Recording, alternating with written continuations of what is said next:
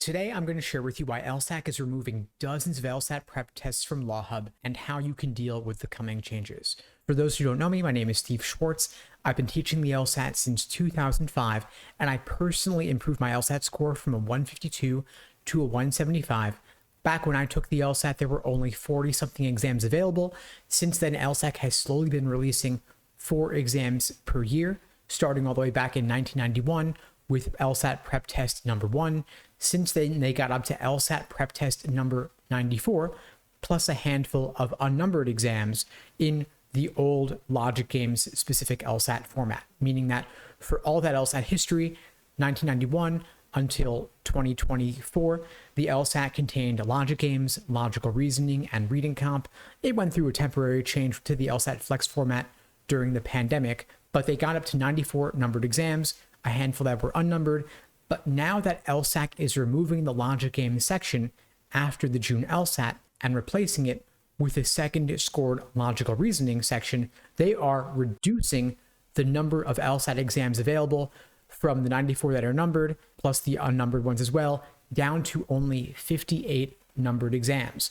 The current numbering system with the logic games goes from number 1 up to number 94. In the new LSAT format starting in August, the new numbering system will be LSAT 101 to LSAT number 158.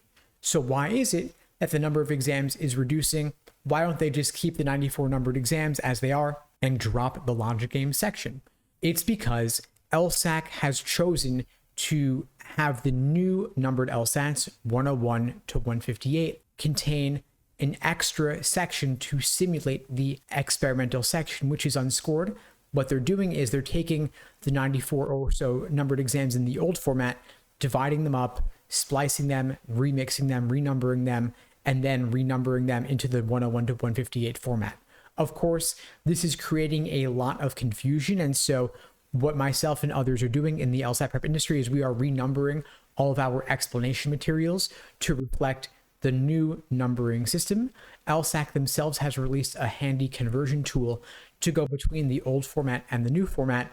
Of course, the old LSAT prep books you might see on Amazon from the past, or you might get hand-me-downs from friends and such, those are likely going to be in the old numbered format for quite some time.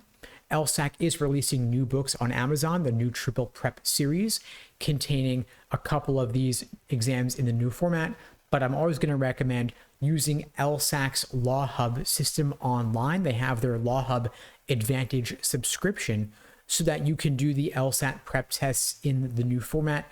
Again, the new format, for those who aren't familiar with it, is 2 logical reasoning sections scored, 1 reading comp section scored, and then 1 unscored extra section of either logical reasoning or reading comprehension.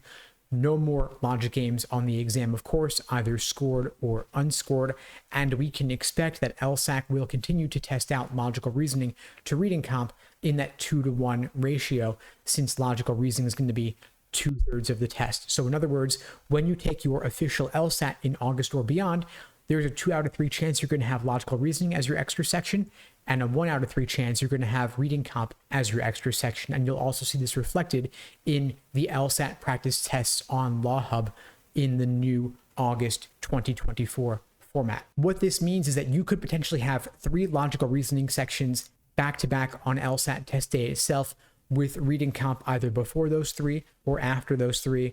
That could happen if that's your worst nightmare. Of course, you want to take LSAT practice tests simulating that possibility. Alternatively, you could have 2 reading comps back to back and 2 logical reasonings back to back if reading comp happens to be your unscored extra section. A lot of my students are highly motivated, gunners, aiming to do every single practice test ever released, whether it's 94 numbered exams in the old format or 58 exams in the new format. They've dropped roughly 36 exams or so, if my math is correct there. So what this means is that you want to make sure that you are studying the LSAT properly. You're not just taking test after test to measure yourself, but you're actually taking the time to study deliberately and properly to make sure that you're going to learn from your mistakes.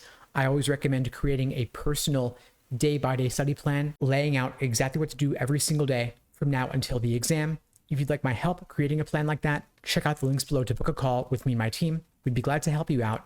And in the meantime, I'll wish you all the best and take care.